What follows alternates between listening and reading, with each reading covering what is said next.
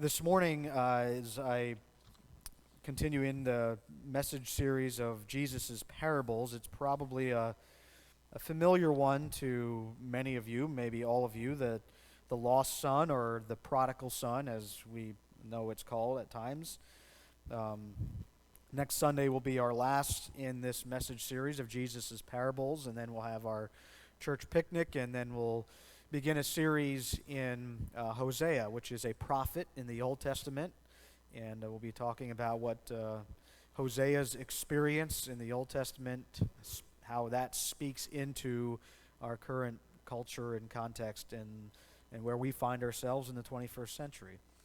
So this morning, as we look at the parable of the lost son, I want to begin before I read that parable for you, which is probably, as I said, pretty familiar to you. There's an important part that you need to hear before I read that in terms of what chapter 15 is trying to accomplish, what Luke is doing in that specific chapter as Jesus is addressing the Pharisees and their understanding and idea of the kingdom, their understanding and idea of God and what his kingdom is all about.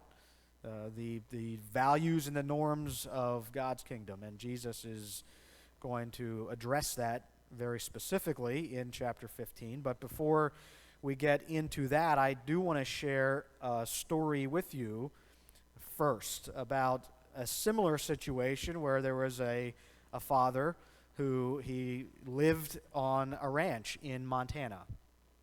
And like Jesus' story here, this father had two sons as well. So this father who lived on this ranch in Montana was very successful. He was a very successful man. My story has pictures, so you can stay awake and just look at the pictures. He owned a ranch that was expansive. He was well known in the community because he had basically built this ranch from scratch. He came there with nothing, and he built a beautiful home. Isn't that a beautiful home? Wouldn't you love to live in that home? Yes. He was a very serious guy. He was like a typical cowboy of the old days. He lived a difficult life, and as I said, built this with his own bare hands. And he was very stoic, didn't smile much, didn't laugh much. He was very serious in what he did.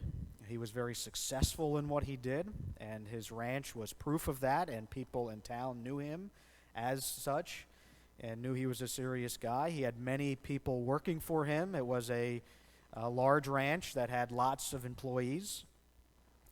And at this ranch, and as he was building this and being successful and people were getting to know him, they knew the kind of guy he was. He was very serious and very stoic, as I said, but he was very fair. He was very honorable, and he was respected in his community. And his hired help respected him as well. And his character was displayed in the way that he operated his ranch, and his success also was revealing of the type of guy that he was. So he had this beautiful ranch, this wonderful home, lots of money, and a huge estate. And this same kind of like Jesus' story, this fellow that built this ranch in Montana also had two sons, and an older son and a younger son, who both kind of helped out at the ranch. And as is kind of typical of the day, this younger son kind of felt entitled. He had lots of servants as well, or hired help at this ranch. And so he kind of got this sense of entitlement, that he was owed whatever his father had built. And so one day, he goes to his dad, and he tells his dad that he wants whatever is his. Whatever part of your huge ranch and the money that I have, I want it. Because I want to go and kind of break away from this family thing. This is the family ranch. They had a reputation in the town, and he was tired of that. He was kind of saying to his dad, I want to kind of disown our family. I'm sick of being a part of this family, having this name, everybody in town knowing me. I'm tired of all that. I want what's mine. And so this young man asked his father for his portion of his share of the ranch and everything. So his father gives that to him. He gives that his portion of that and all the assets that he would get. This young man is able to cash all that in for money, and he heads to the one place you head to in Montana when you want to spend money. He goes to Las Vegas. He heads to Las Vegas, and I mean, if you got a ton of money in Las Vegas, what do you think you're going to do with all that? So he goes there not to plan and set up a bank account and invest and get a good job. He goes there to spend all that money. And so he starts doing that. He starts spending the money. He sets up in some apartment, but his life is really about partying, and in Las Vegas you can find just about anything there. And so that's what he does. And so as all of you, maybe you were affected by this, 2008 happens, and the economy tanks. And all that money that he had and his lifestyle can no longer be sustained. And basically, he has gotten to the point, he has hit rock bottom, and he finds himself no longer living it up in Las Vegas, but in one of the many tent cities you can find out west. These are where homeless people live. They just purchase tents, and they set up these, what they call tent cities. And he's basically living in squalor. He's got nothing left. He's broke. There's a lot of other people that are broke. Times are hard. Maybe you experienced that in 2008, depending on what company you worked for. I know I had a friend that worked at a company for over 30 years, and 2008 happened, and that place tanked, and he, at the age of 50, had to go start a brand new career. Well, this young man is in that same situation. There's nothing out there. He can't find a job. He's basically living in this tent city, begging, trying to find something that can provide for him. And he's finally hit rock bottom. He's at that place. It's like you can't get any lower than this other than joining some kind of gang, which are plenty out west in California area and Las Vegas and those places, to just basically steal for your living because you've got nothing. So this young man starts thinking to himself. He starts coming to his senses and saying, this is crazy. I come from a family that has so much, and I'm living in a tent, basically begging for food. I've come to the point where I just can't do it myself anymore. I made a huge mistake. And he's got a long road ahead of him to think about that huge mistake, because he's headed back to the ranch in Montana. And so he's got time to think about what he's going to say to his dad when he gets back there. He's basically disowned his family and wants nothing to do with them by leaving, and told his father as much when he asked for his inheritance. He was sick of all that. So now he's thinking, I got to figure out, how do I make it up to him? What am I going to say to him? I don't need, and he's thinking to himself, I don't need everything that was entitled to me as the son. I'd be happy just to work like one of your hired hands and live out in the houses that are there for them. And I mean, I don't need all the best like I had before. Everything was provided for him. And he's thinking to himself, if I could just get my dad to let me back on the ranch, the guys that work for him eat like kings compared to what I've been subject to living in a tent city and scrounging and begging for food. And so he makes that long journey home. And he starts hitchhiking his way home. He's got no money. He's got no car. Out west, they still pick up hitchhikers. Over here, they probably don't do it quite as much, but they still do there. And so he's making his way home. The whole time, he's rehearsing what he's going to say to his father to try and get in good graces again with him and at least be let back on the ranch and finally have some food again. So he's heading back, and one of the things that this young man's father does is at the end of the day, when he's finished working, he rides up to that hill, and he kind of looks out across the ranch, and which goes into town, and he rides up there waiting for that day that his son returns home. He's been doing this every day since he left, hoping and praying that his son will come to his senses and come back home. And so he does what he has done every day, this old man, and rides to the top of the hill. He looks out over the ranch and into town, and he sees somebody who's starting to walk through town.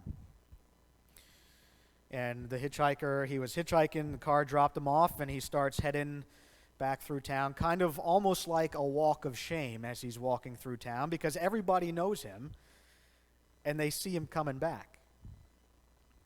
And so his father kind of gets a glimpse of what looks like could be his son. And so finally, at the end of the day, this day was different than all the other days that he went to the top of that hill and saw nobody. And so the father heads down the hill, and he starts riding through town, hooting and hollering because his son is coming back. And everybody is staring at him because they know this guy. They were lucky if he ever cracked a smile, and he is riding his horse as fast as he can through town, yelling and screaming like some crazy guy, and he's running to his son. And everybody is watching this, and they can't believe what's happening.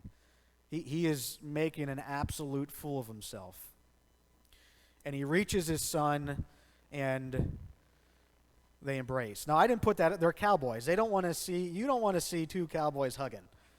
I mean, I at least gave them, everybody in town saw that. I at least gave them the respect that you guys aren't going to watch that. But just know that they are hugging it out. They are embracing. This stern man, very stoic, is weeping and crying and hugging his son. Everybody in town is watching this. They can't believe what they're seeing. And finally, the son, this young son who felt entitled to everything, basically wanted to disown his family, starts trying to get out what he had rehearsed the whole trip from Las Vegas back to Montana. He had this whole thing planned out, what he was going to say to his dad to try and get in good graces again. And his dad doesn't even let him finish. He calls back up to the ranch. He's got walkie-talkie. This isn't like first century, okay? He's got a walkie-talkie. He calls back up to the ranch, and he tells them, you know that prize bull that we have? This thing is like worth thousands upon thousands of dollars. I want you to kill it. We're going to butcher it, and we're going to have a party. I want you to call everybody in town and have everybody in town come up to this party because my son who is lost, my son who is dead, is found. He's alive again. And his son's thinking, I didn't even get a chance to say sorry. I didn't even get a chance to get out what I wanted to get out. And his father is already planning this huge party for his son's return. And they kill their prize bull, and they have enough meat to feed the entire town. I mean, it is a huge party that he is throwing for his son. So this huge party is happening. And remember, this old man, this old cowboy, had two sons. And the older son never left the ranch. And like the good son that he is, he was out in the field. He was being the responsible one, not the reckless one. And he hears all this commotion, all this music, and he comes back. And he asks one of the hired help, he says, what's going on? And he tells him, he said, your brother has come home, and your father has killed the prize bull, and he asked everybody in town to come to a party because your brother's back. Well, this older son is livid. He is angry. He never left. He stayed on that ranch and worked for his dad. And he tells his dad, he tells that hired servant, I'm not going in there. You call my father and tell him to come out here. And so they have a conversation about what's going on. And the older son starts making his case about how he was responsible. He stayed here. He did everything you asked me to. Your son goes there and is reckless. He gets all of his money, spends all of it, is destitute, and he comes back and you throw a party for him? And I've been here working my whole life, and I've got nothing. I'm like one of your hired help. And I never got anything like this from you. And so he's angry about all this. And so his father tells him very calmly, just, all that I have is yours, and you know that. But your brother was as good as dead.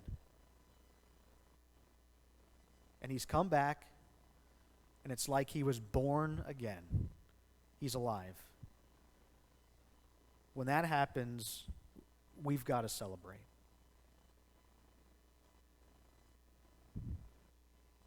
And that's where the story ends.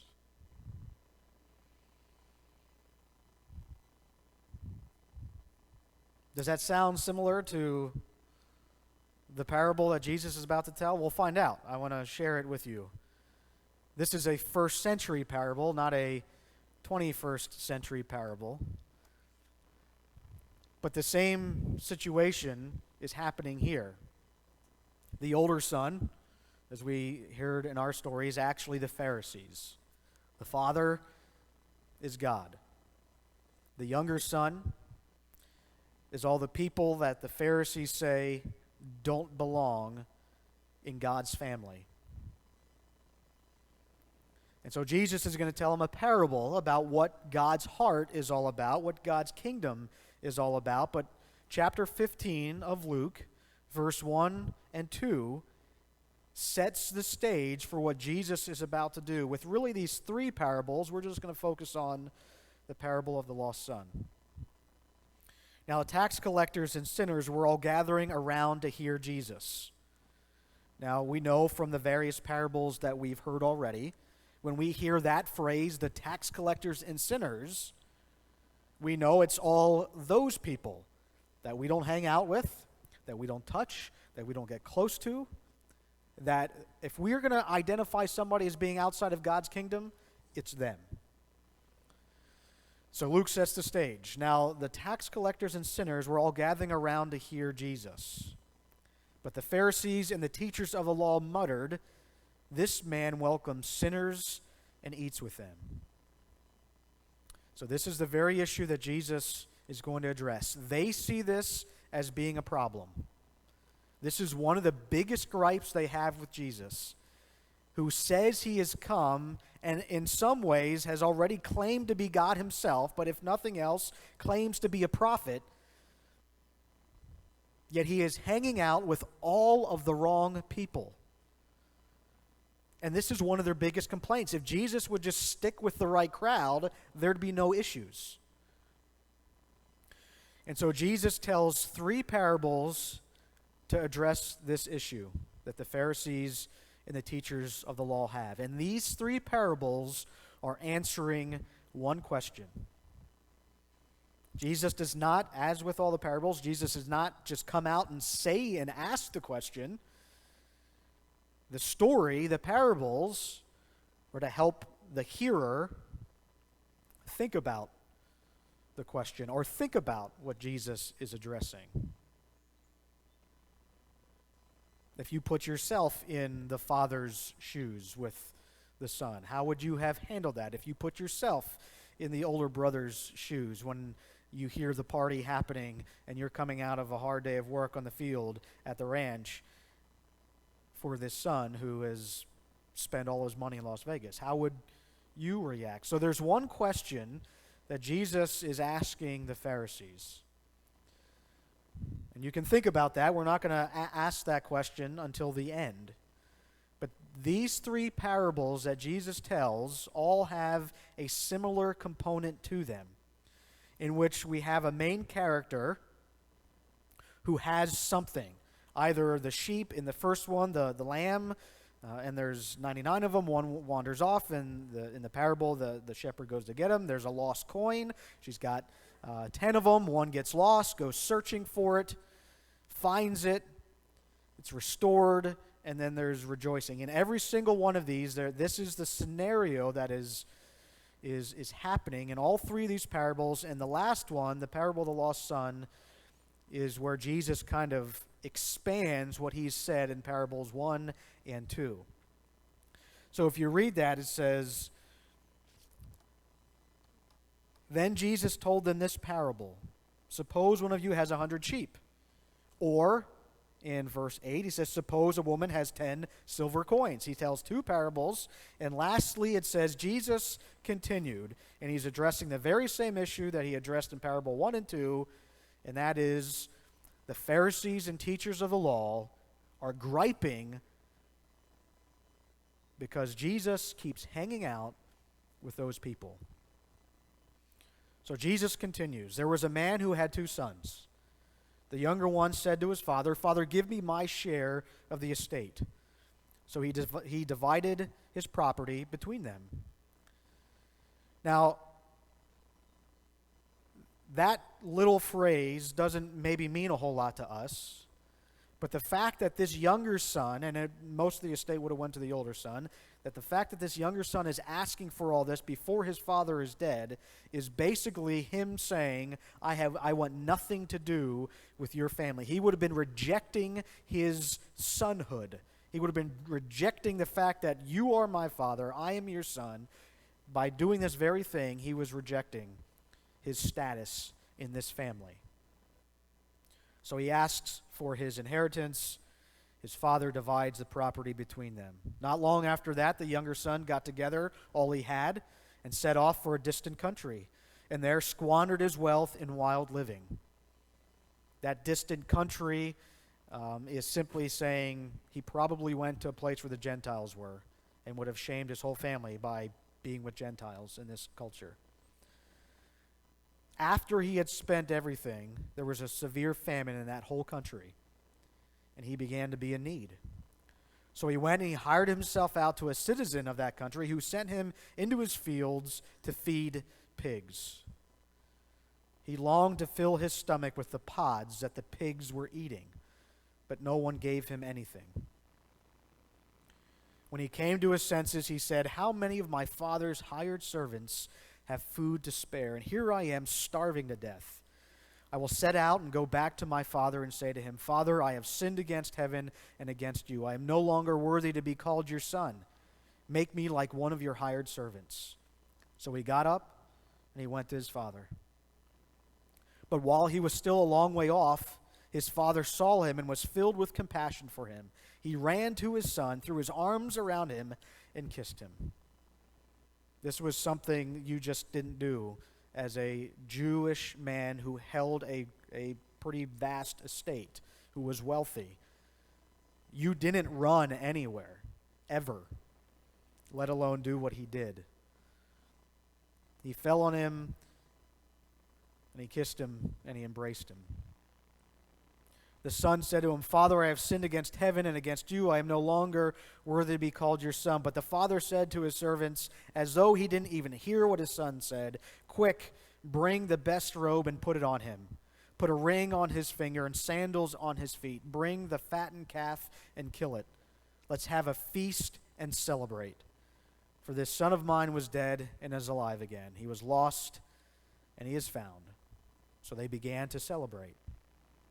Meanwhile, the older son was in the field. When he came near the house, he heard music and dancing. So he called one of his servants and asked him what was going on.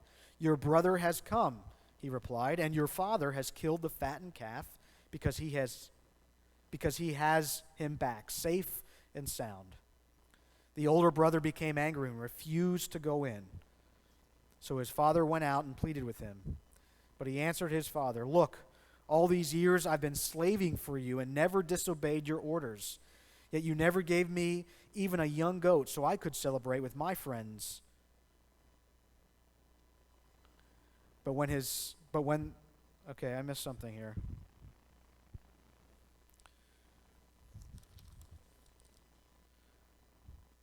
Period found is not the way that this story goes. The older brother became angry, refused to go in, so his father went out and pleaded with him. But he answered his father, "Look, all these years I've been slaving for you and never disobeyed your orders. Yet you never gave me a young goat so I could celebrate with my friends. But when this son of yours, who has squandered your property with prostitutes, comes home, you kill the fattened calf." He doesn't address him as father, and he says, when this son of yours, not when my brother comes home, but this son of yours comes home. And he kind of elaborates a little bit on this reckless living. He's kind of, I guess, taking his own liberties here and speculating what his younger brother may have or may not have done, and spending his money and squandering his property with prostitutes and who knows what else. And of course, the implication being, I, the good son, have always been here. And yet he compares himself to one of the slaves. And so his father answers him, "My son," the father said, "you are always with me, and everything I have is yours. But we had to celebrate and be glad, because this brother of yours was dead and is alive again. He was lost and is found." That's where the found should have been.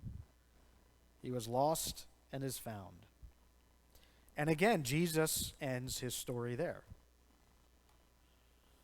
So what is the point of that story? What is Jesus trying to communicate with this parable, knowing what we know about chapter 15, verse 1 and 2, and the Pharisees' big issue with Jesus? What we see happening in this story is a positive response, coming to his senses in a way of his life not going down the road he knows it should have gone down. The implication here that Jesus is saying is one of repentance, a positive response to the message that Jesus has come to share. Even a positive response from those people that you say are outside of God's kingdom, even their positive response necessitates the fact that those who are lost, and you couldn't get more lost than the tax collectors and sinners, you couldn't get more lost than this young guy who's living it up in Las Vegas. When you respond positively to the message that Jesus is coming to preach, to the gospel that is good news to the lame and to the sick and to the poor and the needy, Jesus says elsewhere in Luke. A positive response of the lost means we need to celebrate. And what this means in Jesus' day is that I will walk into his home, Zacchaeus' home, one of these tax collectors, and I'll sit down at the table beside him and we'll break bread together. You just didn't do that in Jesus' day. It was as though you're condoning their life and what they stand for by sitting down and eating with them at that table. It's like you didn't care that your son takes all of his money and squanders it in Las Vegas and comes back, and it's as if you don't care all that he did to you. And you just receive him as a son again and make him like he was, back on the ranch. Jesus is trying to help these guys see that it doesn't matter who you are in this grand scheme of God's plan of redemption. You can be as lost can be. But when you start making that journey back home,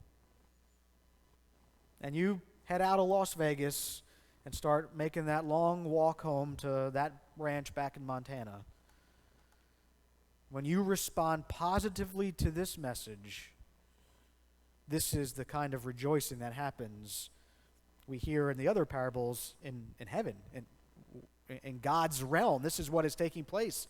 Even the angels are rejoicing. This is what the Pharisees and teachers of the laws don't get.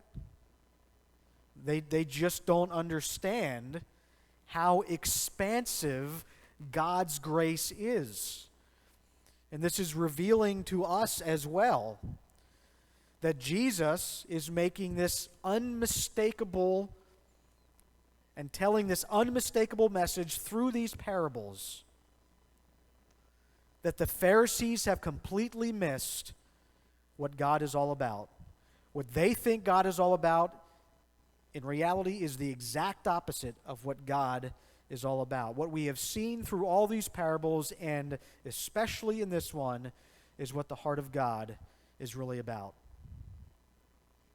In the heart of God, because in Jesus' parable, that Father is the image of God. And he goes running to embrace his Son because he was dead and he's alive again. Anyone who is returning back to God, that is the kind of reception they receive. If I was that old man who had built that ranch by my bare hands, and my son did what he did to me, feeling entitled, doing all that,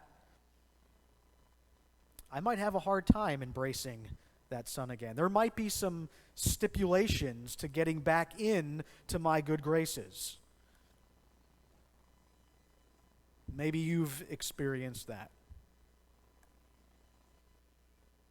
That's not God's response to those who are dead and come alive again. This is the response that God has. You can be as lost as anyone on this planet. And when you turn from that life and start making that long walk back, God comes to you before you even get to him and embraces you. See, that's what the Pharisees didn't get. It's not that their sin didn't matter. It's that they recognized that, and they are embracing this message that Jesus has, that this all-encompassing, expansive grace that God has, not just for the Jews, as the book that Luke writes later called Acts shows, when God's grace even includes the Gentiles. They just were missing it completely. And Jesus, through all these parables, and this one especially, is telling the Pharisees the values and norms that you have lived your life with and you are telling all these people about are in contradiction to the values and norms of God. And Jesus came to tell them that. So it doesn't matter how lost you think you are, God will catch up with you before you even get back to him when you make that long walk back. And if you've ever been one of those lost souls, son or daughter, maybe you know what that feels like. I know I do. To experience that embrace that God has. And I know that I experienced that with my own parents. So maybe you are still having one of those lost son or daughters. This is the response we should have when they're found again. And this is the reality of the kingdom of God. That God comes running after them before they even get back. And sometimes that is difficult. Sometimes that's hard. I know a young lady who didn't have the greatest life growing up. Her father wasn't the greatest. And her father became a believer and put his faith and trust in Jesus. And she had a really hard time being happy and kind of rejoicing like this father because of the way her father was. Sometimes it's not easy. Yet we hear the father at the end of this story say, "Everything I have is yours." This is almost like the command. When someone who is dead is alive again, we've got to celebrate. Maybe you've struggled with that in your life, where somebody who has wronged you or done something comes to Jesus, and you have a hard time rejoicing over that fact. Jesus is challenging us to rejoice like the Father rejoices when that son or daughter or that person comes to know him. Jesus ends his story with the question. We can put ourselves in each of these people's shoes. How would I respond if that son or daughter comes back to me, or that person comes back to me after they've wronged me in some way? How would I respond as that young person that maybe that was you? As I said, I can identify certainly with that young man that was at rock bottom and came back. And the other thing that Jesus is asking these Pharisees, the one question he has for them, from chapter 15, verse 1 and 2, is, will you, Pharisees, rejoice and have table fellowship with these lost sinners in God's kingdom? Now we know Jesus says God's kingdom is at hand because he was there. And so Jesus was already having table fellowship with these lost people. And the Pharisees were not. But the reality is, when you are part of God's kingdom, and God calls you son and daughter, even these lost sinners and tax collectors, even those Gentiles, are now sons and daughters of God. Are you willing to sit down at the table with them? If you read Acts, Peter was faced with that same scenario. Was I willing to embrace the expansiveness of God's grace and sit down and eat with Simon the tanner, a Gentile who worked with dead animals, as one of these lost ones that are part of God's kingdom?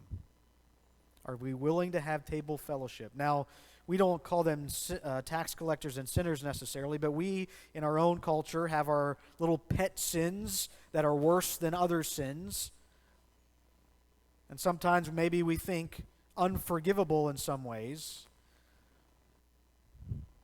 And we kind of have a pecking order of which sins I'm willing to forgive and who I'm willing to sit down with, talk to, who I'm willing to be friends with, who I'm willing to rub shoulders with, depending on what sin they have.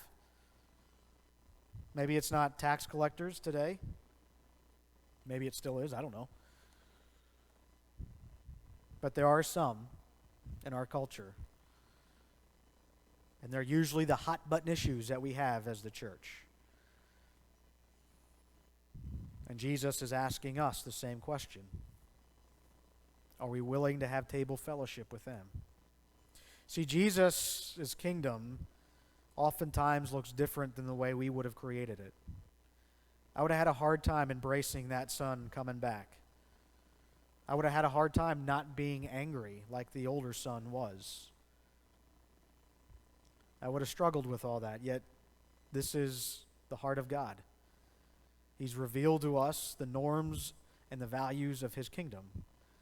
And as his church, we're to have those norms and values as well. Now that doesn't mean we simply say, well, everything's okay, who cares?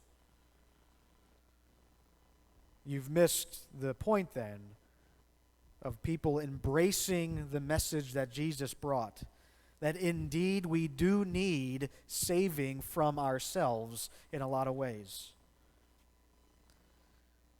And that indeed all of us have that sin that needs to be forgiven.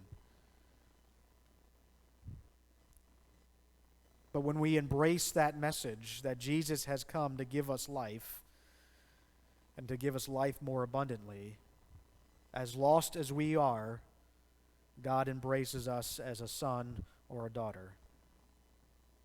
And we as a church need to embrace those who have given their lives to Jesus in that way as well. And even embrace our own sons and daughters who are walking away, going down a road we know doesn't lead to where they think it leads. But when they return, will we embrace them as God embraces us? See, that's the message that Jesus gives in these parables. The message of God's kingdom and what it looks like. That God's grace is bigger than our lostness. And that Jesus' message of this kingdom includes even maybe some of those people we think are lost forever.